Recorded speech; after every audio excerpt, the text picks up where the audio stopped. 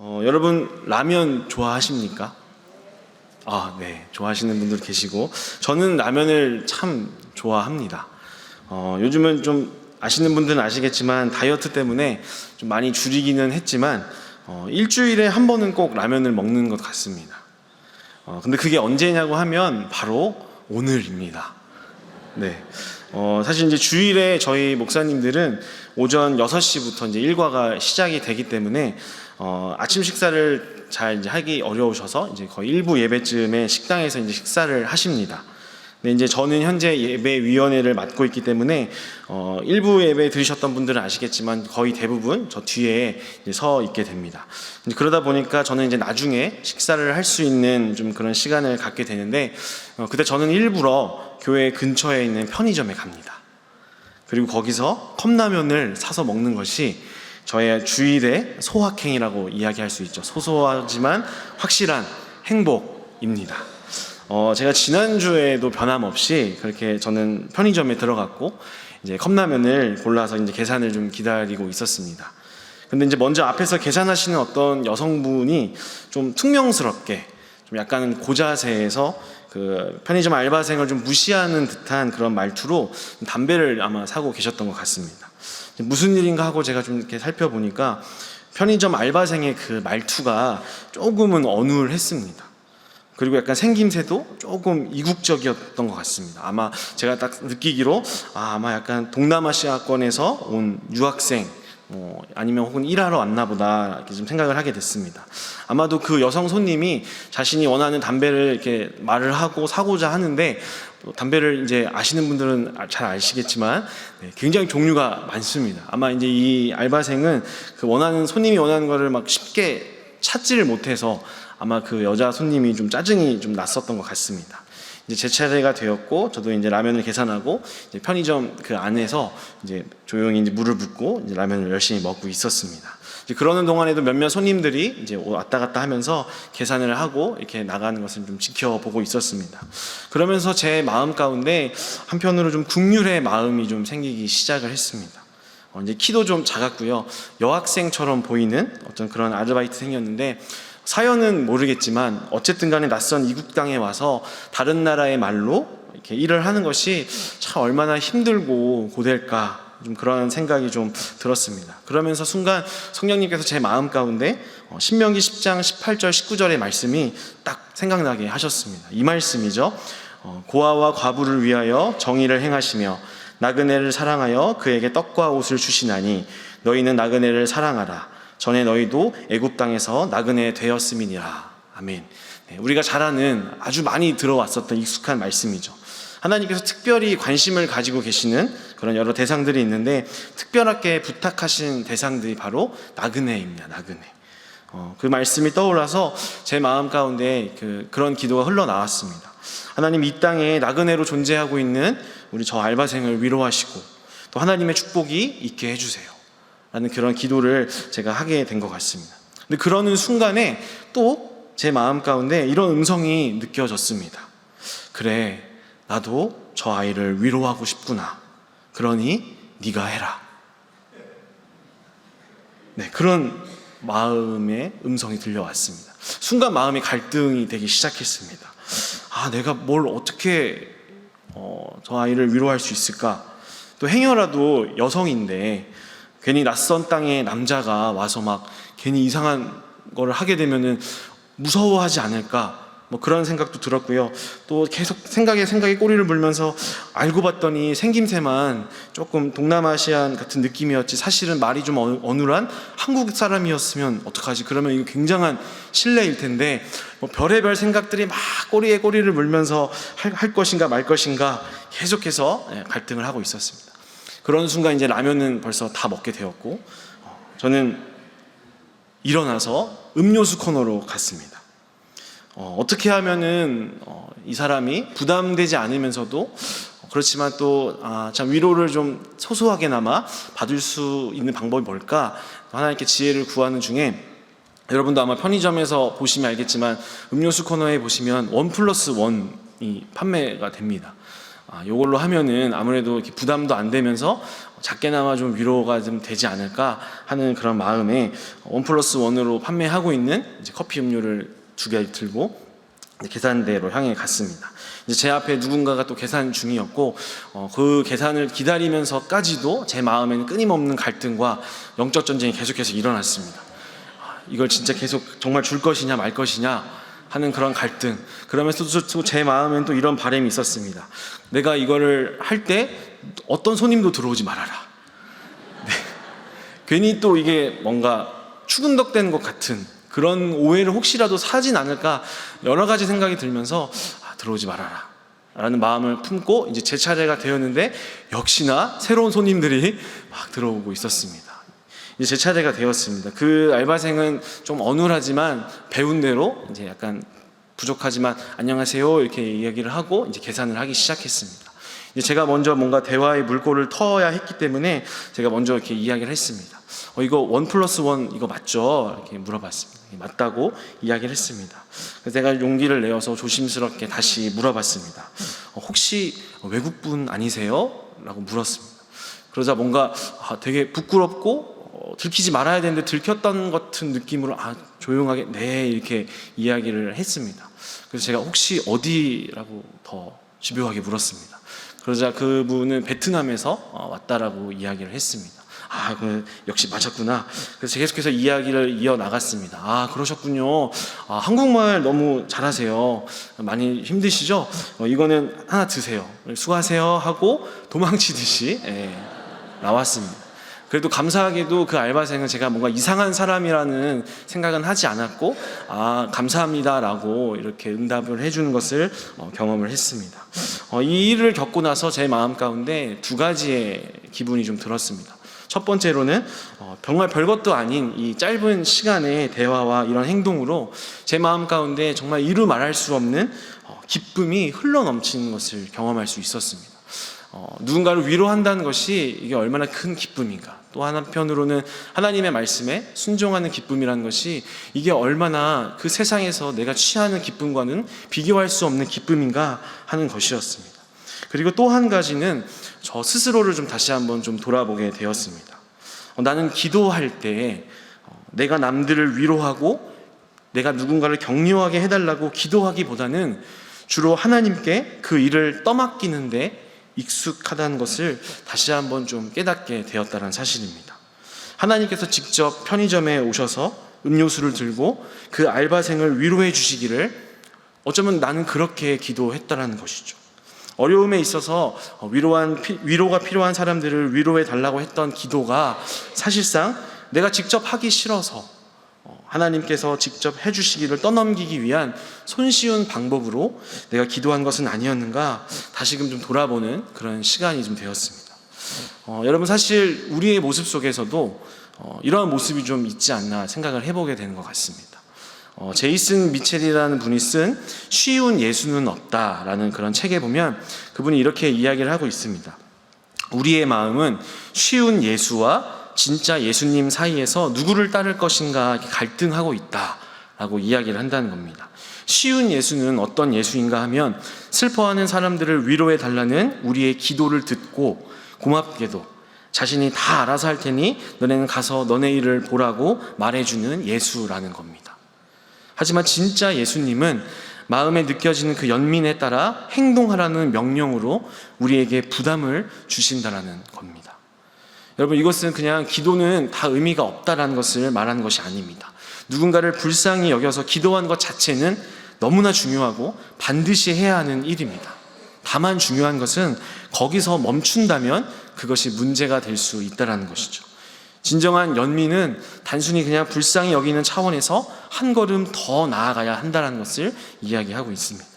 그래서 오늘 우리가 읽은 말씀은 우리가 이웃을 진정으로 위로하는데 우리는 어떤 마음들이 좀 필요하고 어떤 모습으로 나타나야 할지 함께 말씀을 통해서 좀 살펴보고자 합니다. 먼저 우리 40절 말씀을 우리 다시 한번 다 같이 읽어보도록 하겠습니다. 40절 말씀입니다. 시작. 한 나병 환자가 예수께 와서 꿇어 엎드려 간구하여 이르되 원하시면 저를 깨끗하게 하실 수 있나이다. 아멘. 한 나병 환자가 예수님께 다가왔습니다. 여러분이 잘 아시다시피 이 나병, 다른 말로 이제 옛날 말로 문둥병이라고 하는데, 이 병은 고통을 느끼지 못하면서도 이제 몸이 떨어져 나가는 정말 치명적인 그런 육신을 죽여 나가는 그런 병입니다. 그런 육신을 죽이는 병이기 때문에도 무섭지만, 사실 그것보다 더 무서운 것은 이 병에 걸리게 되면 모든 자신이 속해 있는 모든 공동체로부터 아웃되는, 영원히 이별해야 되기 때문에 그것이 참 이 병이 무서운 이유 중에 하나라는 사실입니다. 평생 사랑했었던 가족들, 자녀들, 또 친지들, 속해 있었던 신앙 공동체 모든 곳에서 떠나가야만 하는, 기약 없이 영원히 이별해야만 하는 그런 병이 이 나병이었기 때문에, 이 나병 환자의 삶이라는 것은 정말 우리가 예측할 수 없을 정도로 굉장히 외로운 그런 삶이었습니다. 그야말로 정말로 위로가 필요한 사람들이지만 쉽게 위로하기가 힘든 그런 대상들이었습니다. 이런 위로가 필요한 자들 앞에 우리 예수님께서 어떻게 위로하셨는가? 41절 말씀 앞부분을 보면 이렇게 기록되어 있습니다. 예수께서 불쌍히 여기사라고 말씀하고 있습니다. 예수님은 먼저 이들을 보시고 불쌍히 여기사라고 말씀하고 있습니다. 다시 말하면 연민을 느끼셨다는 것이죠. 여기서 말하는 연민은 그냥 좀 불쌍하다, 진짜 너무 안 됐다, 뭐 이런 식으로 말하는 것을 의미하는 것이 아닙니다. 본문에 이제 불쌍히라고 번역하고 있는 이 헬라어 원문에는 스플랑크 니조마이라는 그런 단어로 창자가 움직인다라는 그러한 뜻을 가지고 있습니다. 창자가 움직인다. 다시 말하면 예수님께서 나병 환자들을 보셨을 때 그분이 느끼셨던 그 연민은 창자가 끊어질 정도로 마음이 아프셨다라는 것을 말씀하고 있다는 것이죠. 사실은 우리도 이러한 연민을 느낄 때가 있습니다. TV라든지 아니면 주변에 우리 가까운 분들의 이야기라든지 뉴스를 통해서 때로는 정말 우리의 마음이 정말 찢어질 듯 아픈 그런 경험들을 합니다. 그때 우리가 느끼는 게 바로 오늘 예수님이 말씀하셨던 것처럼 스플랑크 니조마이, 창자가 움직이는, 끊어지는 것 같은 아픔이죠. 근데 또 가만히 생각해 보면 우리가 더 공감하는 그런 아픔 중에 하나는, 내가 경험했었던 그런 아픔을 상대방도 그것을 겪고 있을 때 우리는 더 강한, 창자가 끊어진 것 같은 그런 연민을 느끼는 것 같습니다. 그런 면에서 보면 한편으로는 우리가 당하는 여러 가지 고난들, 상처들이 이런 점에 있어서는 다른 사람과 공감대를 형성하고 또 소통하게끔 하는데 큰 또 유익이 있지 않나 하는 생각을 하게 되는 것 같습니다. 어쨌든 중요한 것은, 그런 여러 가지 연민을 느끼는 것은 많은 사람들이 다 할 수 있는 것이지만, 정말 중요한 것은 그 다음 이어져야 한다는 것이죠. 우리가 다시 한번 41절의 말씀을 같이 함께 읽어보도록 하겠습니다. 41절입니다. 시작. 예수께서 불쌍히 여기사 손을 내밀어 그에게 대시며 이르시되 내가 원하노니 깨끗함을 받으라 하시니. 아멘. 예수님께서는 나병 환자를 보시고 불쌍히 여기셨습니다. 그리고 거기서 끝난 것이 아니라 손을 내밀어 그에게 대셨다라고 성경이 기록을 하고 있습니다. 여러분, 이 장면을 한번 상상해 보시면 좋겠습니다. 여러분, 사실 예수님께서는 우리가 잘 알고 있는 것처럼 굳이 이 나병 환자에게 손을 내밀어 대지 않으셔도요, 충분히 이 나병 환자를 깨끗하게 고치실 수가 있습니다. 우리는 성경에서 많이 발견했죠.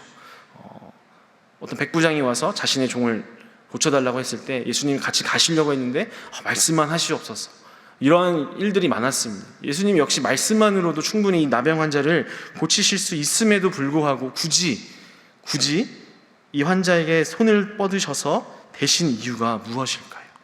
앞에서 말씀드린 것처럼 나병 환자의 삶이라는 것은 그저 몸이 떨어져 나가는, 물론 육신의 고통도 있겠지만 그 누구와도 함께하지 못하고 사랑했던 사람의 손길, 그런 따뜻함 결코 느낄 수 없는, 이 세상에 살아있는 동안, 내가 목숨이 붙어있는 동안은 결코 느낄 수 없는 것이 나병 환자의 삶이었습니다. 예수님께서는 그 나병 환자의 그 마음을 보셨던 것이고, 육신뿐만이 아니라 그 마음까지 예수님은 치료하고자 하셨던 것이죠. 한 번도 누구도 내 몸에 손을 댄 적이 없었지만 예수님께서는 기꺼이 손을 내밀어서 그 나병 환자를 만지셨고, 그런 직접적인 행동으로 인해서 나병 환자는 몸뿐만 아니라 그 마음이 온전히 회복되는 것을 경험할 수 있었다는 것이죠.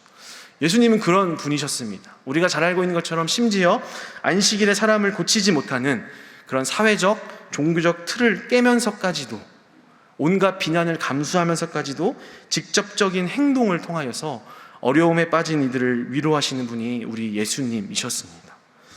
여러분, 이런 예수님의 모습을 우리가 묵상해 볼 때 참 우리 안에 얼마나 이것이 큰 감사이고 기쁨인가 다시 한번 생각해 보게 됩니다.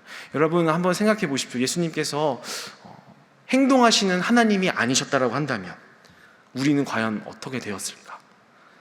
우리가 잘 알고 있는 것처럼 너무나 공식처럼 이제는 내뱉고 있는 말처럼 우리가 죄로 인해서 하나님과 떨어졌고 영원한 지옥 가운데 있을 수밖에 없는 존재였지만 그것에 대해서 하나님은 우리에게 연민을 느끼시고 마음 아파하실 수 있었겠죠. 근데 거기서만 끝나셨다면 우리는 여전히 지금도 전혀 소망 없는 그런 존재로 살았을 것입니다.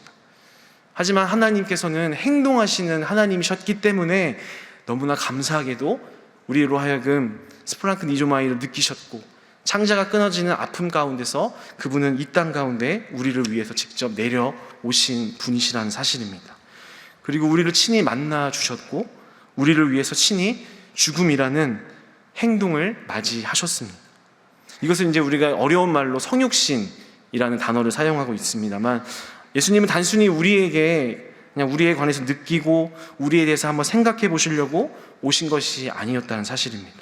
단순히 너희가 어떻게 살아야 되는지 본보기만을 보여주시려고 오신 것도 아니었다는 것이죠. 예수님은 이 세상을 직접 만지시고 우리와 피부를 맞대고 어려움 가운데 있는 우리와 함께 하시기 위해서 오신 분이 우리 예수님이십니다. 여러분, 그래서 예수님을 정말로 따른다라고 한다는 것은 이런 식으로 예수님을 닮아간다는 것을 의미합니다. 다른 사람들의 삶에 참여하고 이 세상의 불의를 실질적으로 공격하고 하나님의 회복 사역에 동참함으로써 우리의 연민에 행동을 붙이는 것을 이야기를 합니다. 여러분, 그렇다면 오늘 우리가 연민을 품 때 행동까지 나아가지 못하게 하는 가장 큰 걸림돌이 무엇일까? 여러 가지가 있을 수 있을 것입니다. 무관심이 될 수도 있고요. 지식이 부족하여서 그런 것도 되겠지만 오늘날 한국의 많은 그리스도인들을 생각해 봤을 때 가장 연민에서 행동으로 나아가지 못하게 하는 가장 큰 걸림돌은 아마도 종교일 거라고 생각을 합니다. 우리 같이 구약 성경 아모스서 5장 21절에서 24절까지의 말씀을 다 같이 읽어보겠는데요. 우리 화면을 보시고 같이 함께 읽어보겠습니다. 21절부터 24절 말씀입니다. 시작. 내가 너희 절기들을 미워하여 멸시하며 너희 성회들을 기뻐하지 아니하나니 너희가 내게 번제나 소제를 드릴지라도 내가 받지 아니할 것이요 너희의 살찐 희생의 화목제도 내가 돌아보지 아니하리라. 내 노랫소리를 내 앞에서 그칠지어다. 내 비파소리도 내가 듣지 아니하리라. 오직 정의를 물같이 공의를 마르지 않는 강같이 흐르게 할지어다. 아멘. 여러분, 이 말씀은 세상에 고통받는 사람들의 상황은 쳐다보지 않으면서 오직 종교의식에만 몰두했었던 이스라엘 백성들을 향하여서 하나님께서 아모스 선지자를 통해서 주신 경고의 말씀입니다. 당시 이스라엘 백성들은 어려운 사람들의 삶을 돌아보거나 살펴보기보다는 그저 그들을 위해서 기도만 해주었습니다. 그들은 이웃들에게 다가가지는 않지만 찬양과 또 온갖 제물을 통해서 하나님을 예배하는 데만 만족해 했다는 것입니다. 근데 사실 잘 살펴보면 오늘을 살아가고 있는 한국의 많은 교회와 그리스도인들의 모습은 아닌가 하는 생각을 하게 됩니다.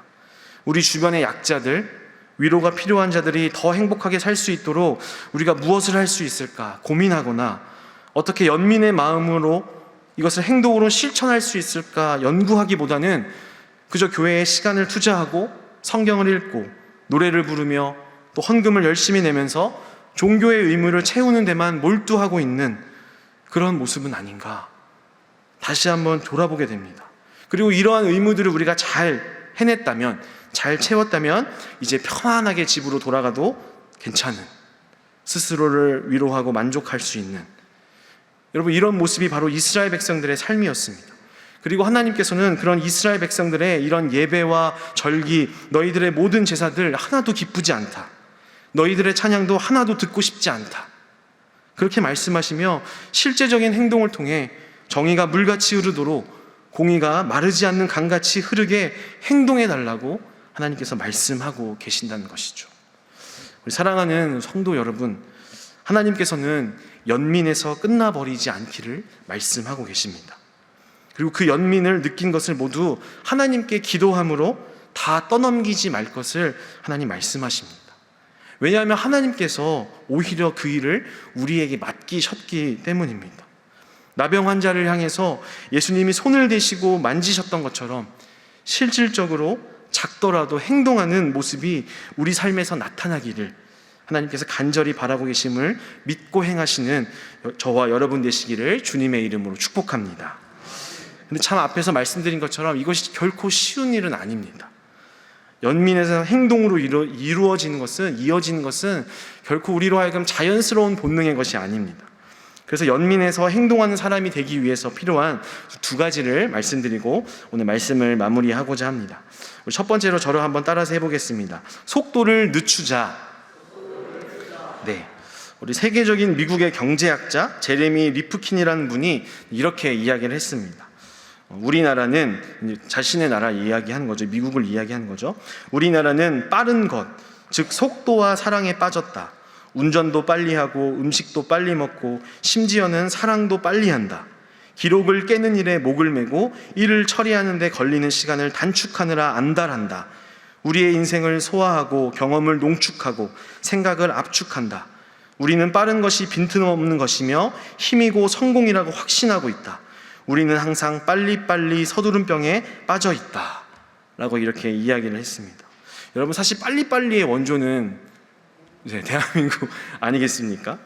우리나라뿐만이 아니라 우리가 사는 이 세상 자체가 성과 중심적인 그런 세상이기 때문에 빨리빨리 성과를 내는 것이 가장 중요하고 그렇게 사는 삶이 가치 있는 삶이다 라고 말을 하고 그렇게 믿고 있습니다. 그러나 여러분, 삶에서 정말 중요한 영역들은 결코 빨리빨리 쫓기듯이 처리할 수 없습니다.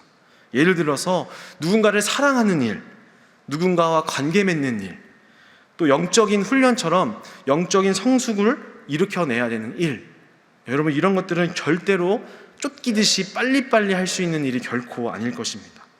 특별히 오늘 앞에서 나누었던 것처럼 이런 빨리빨리 분주함, 서두름은 특별히 연민을 느끼고 행동하게 하는 데 있어서는 굉장히 큰 적이라는 것을 이야기할 수 있습니다. 우리가 마음이 분주하면요, 주변을 눈여겨볼 수가 없습니다. 아마 다들 잘 아실 것입니다. 근데 또 우리가 보지 못하면 행동할 책임이 없다고 자기를 합리화하면서 바쁜 삶을 핑계로 숨어버릴 수 있기 때문에 우리는 주변을 볼 수 있도록 속도를 늦출 필요가 있습니다.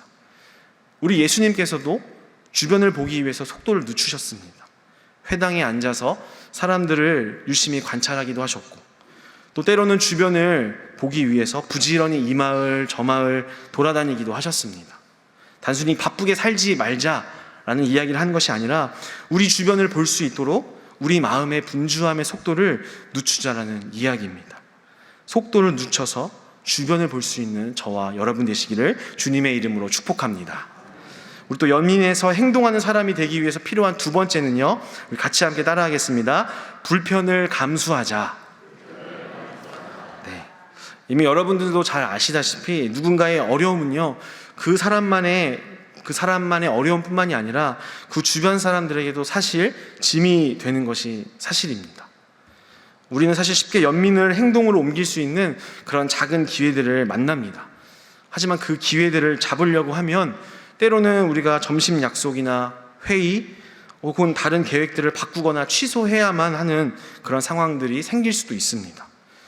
누군가를 이렇게 불쌍히 여기는 것은 쉽지만 행동으로 이렇게 이어지는 것은 사실 정말 어렵습니다. 굉장히 불편합니다.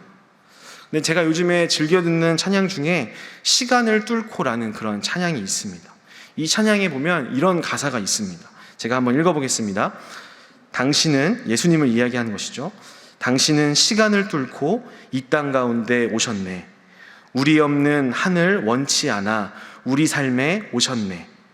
자신의 편안 버리고 우리에게 평안 주셨네. 이런 가사가 있습니다.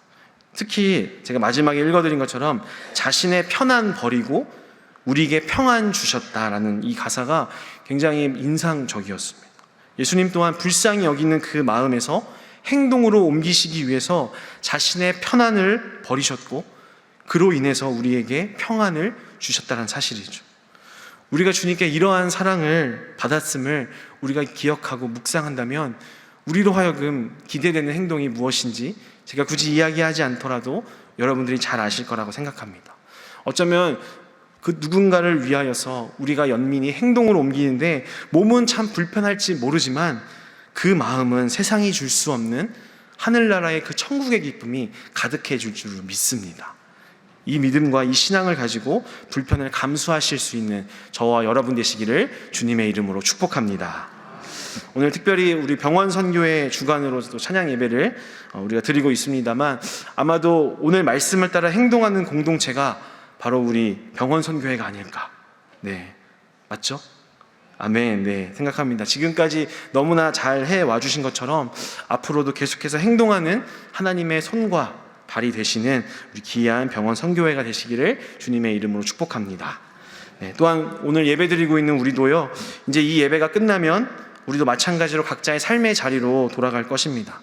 마치 예수님께서 부활하시고 나서 제자들을 파송하셨던 것처럼 마찬가지로 오늘 이 자리에 모여있는 우리도 파송하십니다.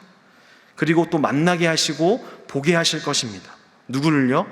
위로가 필요한 사람들, 격려가 필요한 사람들, 도움이 필요한 사람들, 그리고 하나님께서는 여러분들이 그 연민에서만 끝나지 않고 행동함으로써 하나님의 손길이 되기를 기대하고 계실 것입니다. 오늘 이 예배가 진실로 그냥 예배로만 끝나는 시간이 아니라 이제 저 문을 열고 나갔을 때 삶 속에서 열매를 맺을 수 있는 저와 여러분의 그런 귀한 예배가 되기를 주님의 이름으로 축복합니다. 기도하시겠습니다. 하늘에 계신 우리 아버지, 아버지의 이름을 거룩하게 하시며 아버지의 나라가 오게 하시며 아버지의 뜻이 하늘에서와 같이 땅에서도 이루어지게 하시옵소서. 특별히 지금 이곳에 모여있는 택하신 주님의 백성들로 하여금 그 뜻이 이루어지게 하여 주시길 기도합니다. 위로하고 격려하고 생명을 살려내는 하나님께서 우리에게 주신 이 귀한 사명을 기도했다라는 핑계로 주님께 떠넘기는 게으른 백성 되지 않게 하시고 우리 삶에서 속도를 늦추고 주변을 돌아보며 불쌍히 여기는 마음을 품되 손을 대시며 행동하셨던 예수님처럼 우리도 행동하며 하나님의 임재가 이 땅에 임하는데 귀한 축복의 통로가 되게 하여 주시옵소서. 행동하심으로 우리의 소망이 되어주신 예수님의 이름으로 기도드립니다. 아멘.